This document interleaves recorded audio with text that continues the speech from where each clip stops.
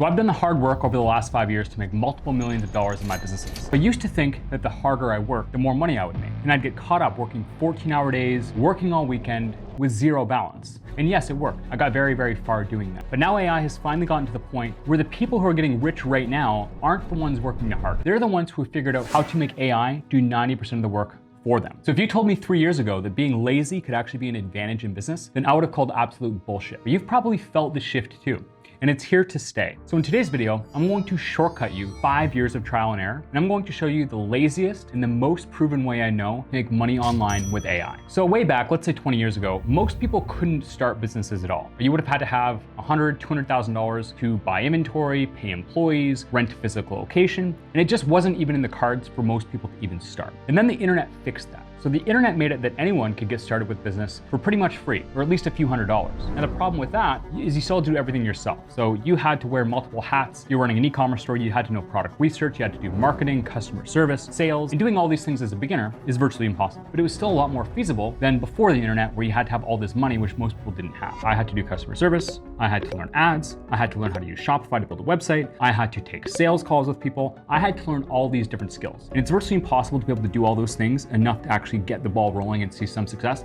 without working hard. So when I got started, working hard meant having to wear all these different hats because you couldn't afford to hire people. And that's how it was for the first few years. So when I got started, corporations and these bigger companies always had a big advantage over me. And the advantage they had was they were able to hire talent that I could not hire. So me as a beginner, I'm trying to write Google ads. I'm trying to write the copy for my ads, right? So I'm a beginner. I don't know what I'm doing. So a corporation who can pay a $300,000 per year copywriter to write their copy is going to have way better copy than me. That's just how it is. Now, there were some advantages that I could give myself. So a lot of these big companies like Home Depot or Wayfair, they outsource their customer service to India or these third world countries where people can't necessarily speak great English. So me being from Canada at the time, when I would pick up the phone to a customer and they would call me and I would pick up on the first ring and I would speak English, that may have been an advantage. But generally speaking, the corporations who could pay for top talent to make their website look perfect, make their ads perfect, had a big advantage over someone like me. But then 12 to 18 months ago, I noticed that AI started to flip that, because the $300,000 per year copywriter that used to give this corporation and big company a big advantage over me as a beginner, I could get the talent for free. And these companies were actually at a disadvantage because they had these big middle management departments. There's all the bureaucracy of coming with a big company. And change is very slow to happen. Where someone who's just getting started is agile, they're nimble, they can make decisions quickly and on the fly.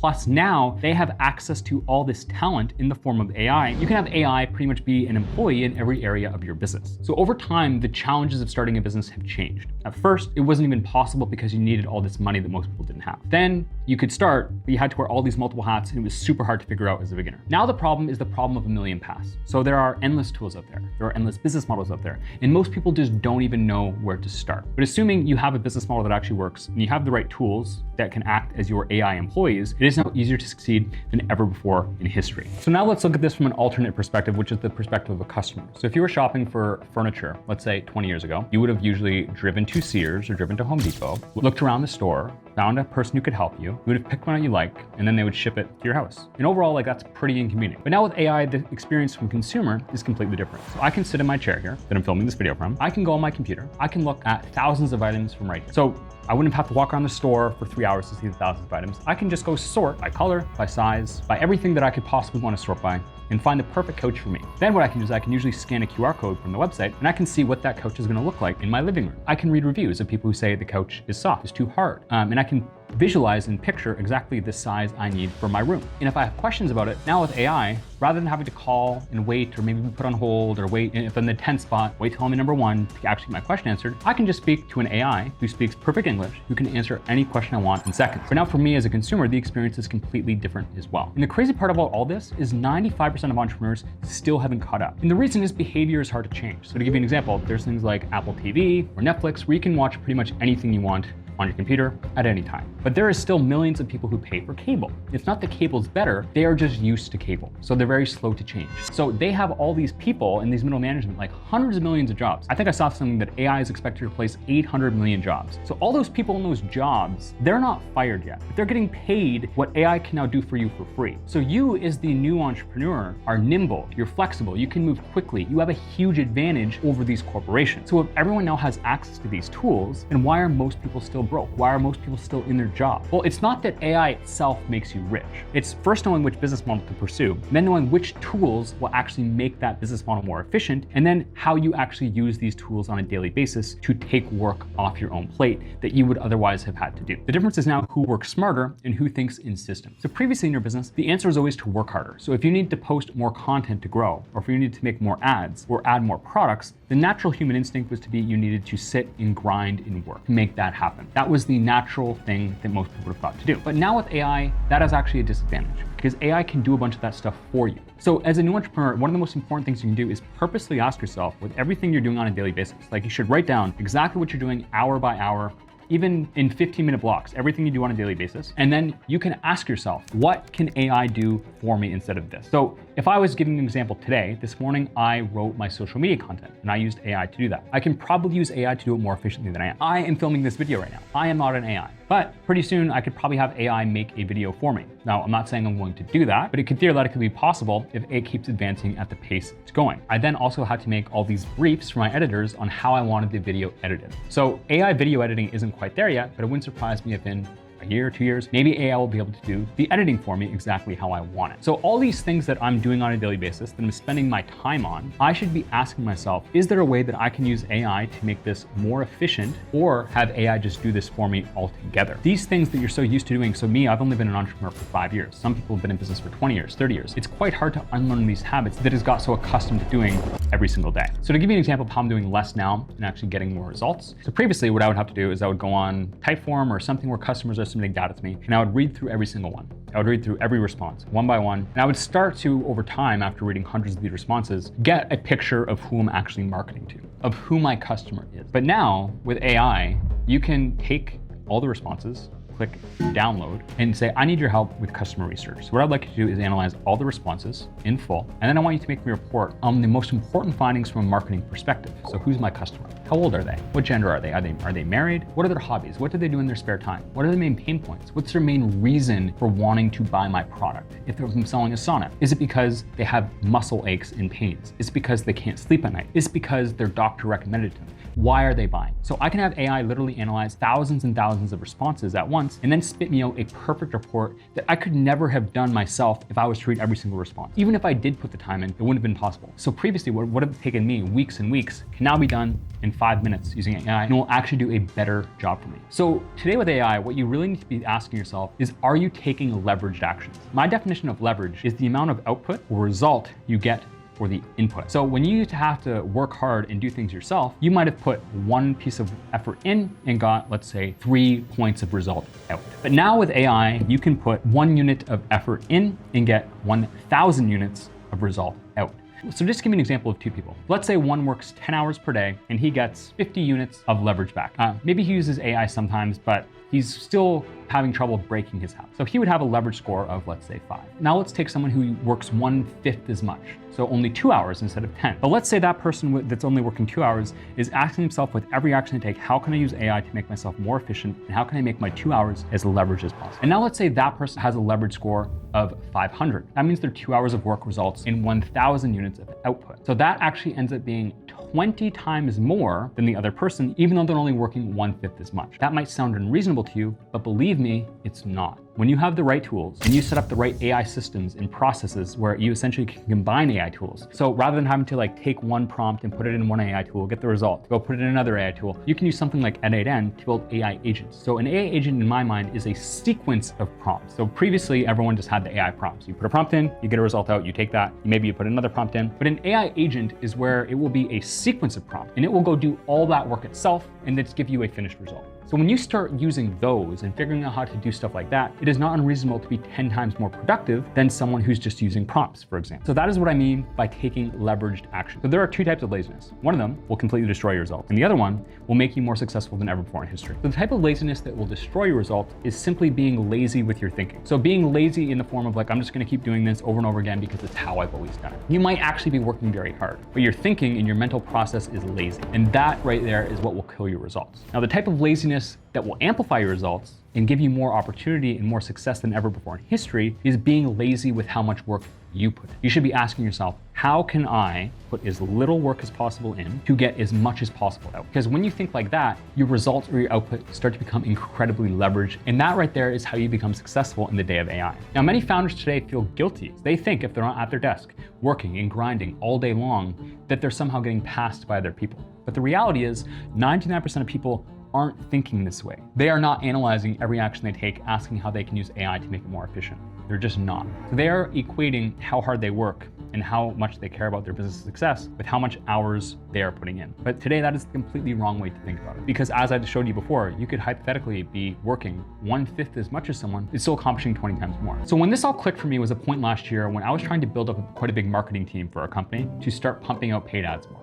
So I was looking to hire creative strategists to make the storyboards for the ads. I was looking to hire copywriters to actually make the copy. I was trying to find people who would essentially go look at other brands and do the research and find the winning ads to give them the creative strategists. It was overall going to be a team of 6 to 8 people plus another 6 to 8 editors. So a team of about 15 people just for paid ads. And I was getting very, very frustrated. So the ads were not that good. I was spending more time trying to coach and train these people than it would have just taken me to do it myself. In the progress, there was a little bit of progress, but overall it was pretty slow. So eventually I asked myself, I saw a tweet actually at the time, and it made me change my thinking. It was something like, if I had to do this with AI, just me, I couldn't hire anyone, what AI systems would I set up to make this as efficient as possible for myself? That's exactly what I ended up doing. So I built a workflow that will go scrape the top winning ads from all these different competitors. We'll find them. I've put in specific parameters like how many likes they have, how long they've been running. I've then put in all this context and information on all my previous ads, my VSLs, everything that I've written about this particular product into a AI tool. So once it analyzes all these winning ads for me, then it will transcribe them, and then it will take those transcripts, and essentially I have an AI tool that will look at those ads. It'll figure out why they were good, what about them was good. So that's from a copy perspective. And then you can have a tool like Gemini, which will actually watch the video and then tell you exactly what's happening scene by scene and why that worked. So it can take these findings and why this worked, and then it can take the context it has from all my previous ads, my VSLs, everything about my product, and it can actually rewrite those ads for me, and then it can submit them to me 1 time per week. So every week I get all these winning ads written for my product, hand delivered to me without me having to do anything. That right there is when this started to click for me. That me, with the right AI systems, was more effective than a big team. I needed to create a way to do things relatively hands-off that works largely 24/7 and it can actually grow more and more over time. And the best way I found out is what I call the AI digital dealer model. So essentially what we want to do is we want to partner with high-end luxury brands based in US that have high ticket products that cost over $1,000. Now, the reason we want to work with these brands is because rather than selling $20 fidget spinners or $50 trinkets where we might make $5 to $10 profit per sale, if we sell a $10,000 product, we can profit $2,000 every sale we make. So for most people, if they make $8,000 per month, they can replace their salary by selling 4 items. But that's not even the biggest advantage. Usually when most people get started in a service-based business or in China dropshipping, the hardest part is nobody knows who they are.